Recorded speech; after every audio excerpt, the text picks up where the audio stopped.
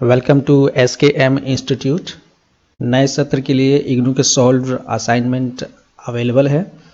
आप इस WhatsApp number पर कांटेक्ट कर सकते हैं सॉल्व असाइनमेंट्स के लिए, या आप डिस्क्रिप्शन में जो लिंक दिया गया है, चैट लिंक है, आप वहां से डायरेक्ट चैट कर सकते हैं। IAS फाउंडेशन प्रोग्राम के तहत जो इग्नू के स्टूडेंट्स हैं, BA विषय से संबंधित जो क्लासेस लिया गया था टीचमेंट ऐप पर, उन क्लासेस को मैं एडिट करके 1 बाय 1 यूट्यूब पर अपलोड कर रहा हूं, ताकि जो अदर स्टूडेंट्स हैं इग्नू के, वे इसका फ़ायदा ले सकें। कुछ स्टूडेंट्स को पता ही नहीं होता कि UPSC IAS PCS क्या है। मुख्य रूप से यह परीक्षा आर्ट्स के विषयों पर आधारित है। उन्हें स्कूल और कॉलेज के समय में ही इस परीक्षा की तैयारी धीरे धीरे शुरू कर देनी चाहिए। मेरे ये ऑनलाइन कोर्सेस हैं जिसके रजिस्ट्रेशन ओपन हो चुके हैं नेक्स्ट बैच के लिए। नवपाषाण युग में सामाजिक संगठन और जो उस समय जो आस्था प्रणाली थी उसके बारे में कुछ साक्ष्य प्राप्त हुए हैं। जैसे कि उस समय जो प्रमाण है काफ़ी सीमित है। उस समय जो सामाजिक संगठन था वो जनजातीय स्तर का था, ऐसा प्रतीत होता है। इसके अलावा जो भूमि और जो पेड़ पौधे के जो स्वामित्व है, ऐसे जो विचार रहते हैं कि ये मेरी ज़मीन है, ठीक है, ये मेरा बाग बगीचा है, तो उस समय इस तरह के जो विचार थे उस समय नहीं थे लोगों में। ठीक है, कुछ पौधों को उगाया जाता था, कुछ जानवरों को पालतू बनाया जाता था। ठीक है, इसके अलावा जैसे चीनी मिट्टी की वस्तुएं या मोती की बनी जो सामग्री थी मोतियों की, वो हमें प्राप्त हुए हैं। ठीक है, तो सांस्कृतिक उत्पादन के सुधार को ये अवस्था दर्शाती है। इसके अलावा कुछ कर्म कांड जैसे होते हैं ना, जैसे यज्ञ वज्ञ बाद में होने लगे थे, तो उस तरह के कुछ कर्म कांड दिखता था। जैसे कि कोई मर गया है तो उसकी पूजा करने का ही पता चलता है।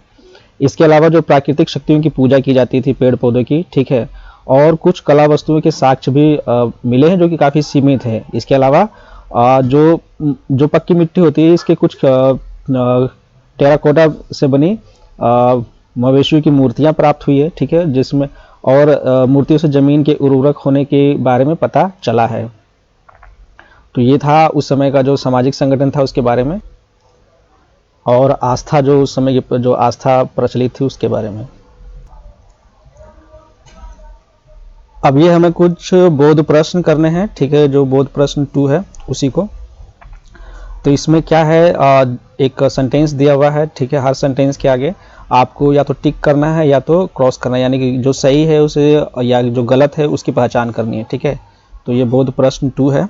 तो सबसे पहला प्रश्न है कि बुर्ज होम में गर्त भवनों यानी कि पिट हाउसेस के सबूत मिले हैं।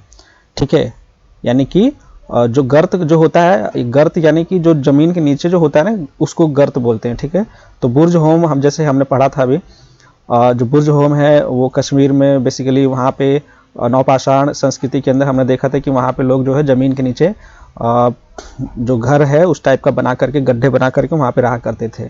तो बेसिकली ये जो प्रश्न है, ये जो सेंटेंस है, ये करेक्ट है। ठीक है, अब इसके अलावा है कि मेहरगढ़ विश्व में जानवरों और पौधों के वर्चस्व के स्वतंत्र केंद्रों में से एक हो सकता है। ठीक है, बिल्कुल भी ये जो है मेहरगढ़, ये विश्व में जानवरों और पौधों के वर्चस्व के स्वतंत्र केंद्रों में से एक हो सकता है। बिल्कुल, यहाँ पे जो है काफ़ी इस तरह के साक्ष्य हमें प्राप्त हुए हैं। ठीक है, जानवरों और पौधों से संबंधित। तो ये वास्तव में जो पूरे विश्व में जो साक्ष्य में प्राप्त हुए हैं, जो प्राकृतिक जो पुरातात्विक स्थल है उसमें से एक ये है। ठीक है, तो ये भी सही है, हो सकता है। ठीक है, इसके अलावा जो है, इसके अलावा ये थर्ड जो सेंटेंस है कि कश्मीर के नवपाषाण स्थल, जो कश्मीर में जो नवपाषाण हमें स्थल प्राप्त हुए हैं उसमें पश्चिम एशिया और चीन के नवपाषाण स्थलों के साथ संपर्क के संभावित सबूत दिखाई देते हैं। बिल्कुल, ये जो ग सेंटेंस है ये भी ठीक है। हमने अभी ऊपर पढ़ा था कि जो कश्मीर है, ठीक है, वहाँ के जो नवपाषाण जो कल्चर है, ठीक है, तो वो पश्चिम एशिया और चीन के नवपाषाण स्थलों के संपर्क के सबूत हमें प्राप्त हुए हैं। ठीक है, और मैंने नाम भी बताया था आपको। तो ये जो है करेक्ट है। अब आते हैं घ पे। घ है कि दक्षिण भारतीय नवपाषाण स्थलों के आसपास की चट्टानों पर खरोचे और घरों के भीतर मृत मानव को दफनाने के साक्ष्य हैं। बिल्कुल, जो ये घ ऑप्शन है ये भी करेक्ट है। ठीक है, ये हमने ऊपर पढ़ा था। अब आते हैं कि जो ये वाला जो सेंटेंस है कि कंधों वाली कुल्हाड़ी दक्षिण पूर्व एशियाई सामग्रियों से मिलती जुलती है। तो कंधों वाली जो कुल्हाड़ी है वो दक्षिण पूर्व एशियाई सामग्रियों से मिलती जुलती है, ये गलत है। ठीक है, ये नहीं मिलती। जो शोल्डर सेल्ट थे जो थे वो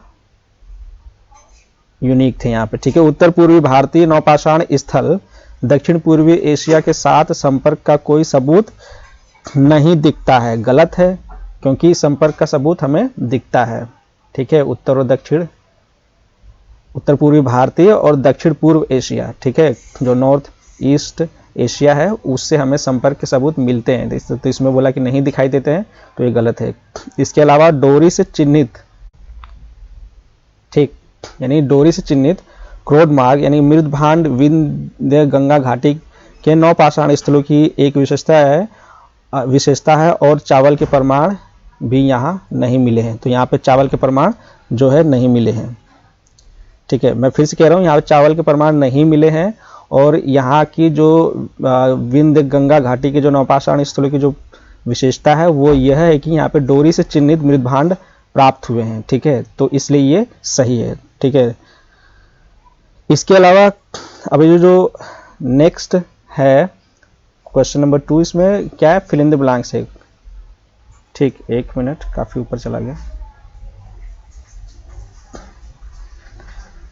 पहला जो प्रश्न है इसमें कि नौपाषाण संस्कृतियों ने दुनिया के कुछ हिस्सों में कृषि और पशुपालन का क्रमिक या कि अचानक कौन सा विकास देखा है।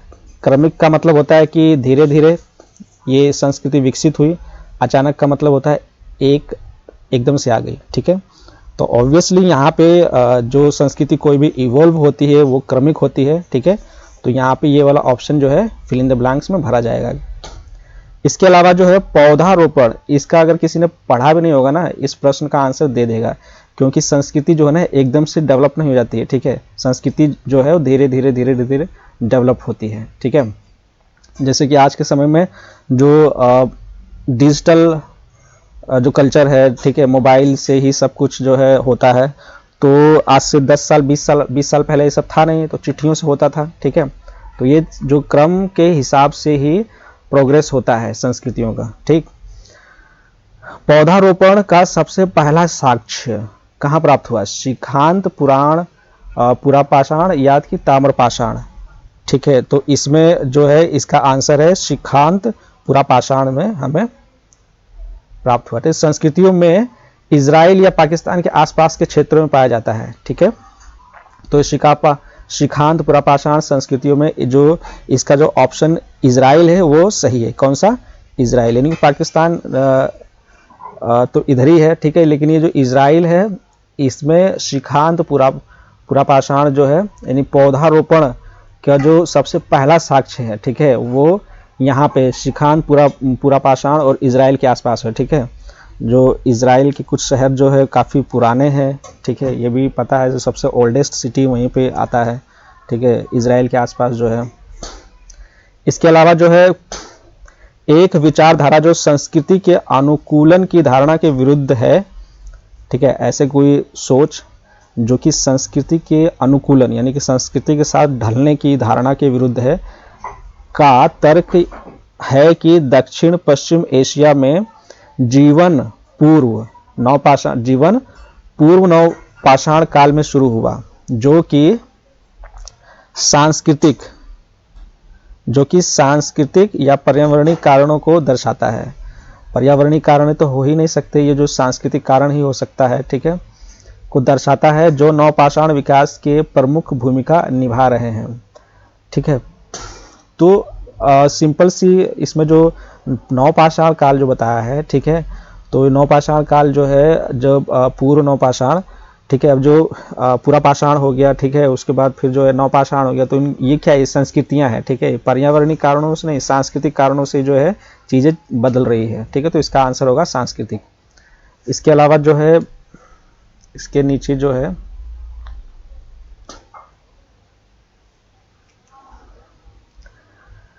शताल युग और जर्मो शतालयुग और जर्मो, जरा ध्यान से देखना, शतालयुग और जर्मो ये क्रमशः कहाँ है, कहाँ पे है, तुर्क, ईरान और इराक या सीरिया में है, कहाँ पर है, तो इसका आंसर है जो शतालयुग है, शतालयुग तुर्की में है, ठीक है, शतालयुग कहाँ है, तुर्क में है, और जो जर्मो है, ठीक है, जर्मो ये इराक में पड़ता है, ठीक है। तो इसका यहाँ पे इस तरह से आंसर देना है, ठीक है, शतालयुग तुर्की में है और जर्मो इराक में है। तो ये बेसिकली जो चैप्टर है, 4th चैप्टर एक कंप्लीट हुआ, ठीक है, और जो कल है मॉर्निंग में नेक्स्ट चैप्टर स्टार्ट करेंगे, ठीक है। इससे थोड़ा सा ये जो शब्दावली है उसको एक बार देख लेते हैं, ठीक है। ये क्या है, AMSL, अबव मीन सी लेवल, यानी जो समुद्र का जो औसत स्तर होता है उससे ऊपर की चीज को MSL कहते हैं, ठीक है। शिखांत पूरा पाषाण, ठीक है, इसको इंग्लिश में एपी पैलियोलिथिक काल बोलते हैं, टाइम बोलते हैं, ठीक है, एरा। यह पूरा पाषाण काल की समाप्ति, यानी कि जो पूरा पाषाण काल है उसकी समाप्ति को संदर्भित करता है, ठीक है। जो पूरा पाषाण काल है उस समाप्त हो रहा है, जो उसका पीरियड एंड हो रहा है उसको ये बताता है। और अभिनूतन युग क्या होता है, बताया था मैंने पिछली क्लास में कि आधुनिक युग की शुरुआत जो है 11,500 वर्ष पहले हुई थी, इसी को अभिनूतन युग कहते हैं, ठीक है। शिकार, भोजन संग्रहण वही है, ठीक है, जानवरों को मारना, भोजन इकट्ठा करना ये और एकत्रित करके फिर उसको भोजन करना, ठीक है। तो ये सब चीज़ें हैं। घुमंतु किसे कहते हैं, एक स्थान से दूसरे स्थान में जाने वाले जो लोग होते हैं उसको घुमंतु कहते हैं। OSL तिथि निर्धारण, यानी ऑप्टिकली स्टिमुलेटेड ल्यूमिनेसेंस डेटिंग, ठीक है। ये क्या होता है कि जो प्रकाशीय संदीप्ति चमक प्रणाली से पदार्थ के उम्र का निर्धारण करते हैं। कोई भी लाइट जो है किसी प्रोडक्ट के ऊपर, पार्टिकल्स के ऊपर चलता है तो वो रिफ्लेक्ट करती है, ठीक है। क्या होता है, साइंस में आपने पढ़ा होगा, वो रिफ्लेक्ट करता है, ठीक है। तो उसमें जो रिफ्लेक्ट का जो लुमिनेसेंस होता है उसकी इंटेंसिटी के आधार पर इसको जो है मापा जाता है कि इसकी जो प्रोडक्ट है, क्या जो चीज, जो वस्तु उसकी क्या उम्र रही होगी, ठीक है। तो ये एक टेक्नोलॉजी है। प्रतिनूतन काल जो है ये 4 युगों में पहला युग है, ठीक है। यह अभिनूतन युग यानी होलोसेंस के पहले व अतिनूतन युग के बाद का है, ठीक है। तो सबसे पहले अतिनूतन युग है, फिर उसके बाद प्रतिनूतन, फिर उसके बाद अभिनूतन, ठीक है। 3 युग तो इसमें बता दिए। अच्छा, तो आद्य नवपाषाण काल जो संस्कृति जो कि नवपाषाण काल से पहले थी, नवपाषाण काल से पहले थी, उसे बोला जाता है, ठीक है, प्रोटो न्यूलिथिक। गति रहित जीवन शैली, ये सिंपल जो है गति रहित, यानी जहाँ पे गति नहीं होती हो, तो एक स्थान पर लोगों के स्थायी निवास को दर्शाता है। जहाँ लोग लंबे समय के लिए एक जगह बस गए तो उसे बोला जाता है गति रहित जीवन शैली, ठीक है। अर्धस्थायी, ठीक वैसे ही जैसे कि एक जगह से मतलब बस से तो है, लेकिन जब कुछ मौसम वगैरह का जो दिक्कत होता है तो वो जो समुदाय है एक जगह से दूसरी जगह चले जाते हैं, ठीक है, फिर वापस आ जाते हैं। झूम कृषि के बारे में बताया था, ठीक है।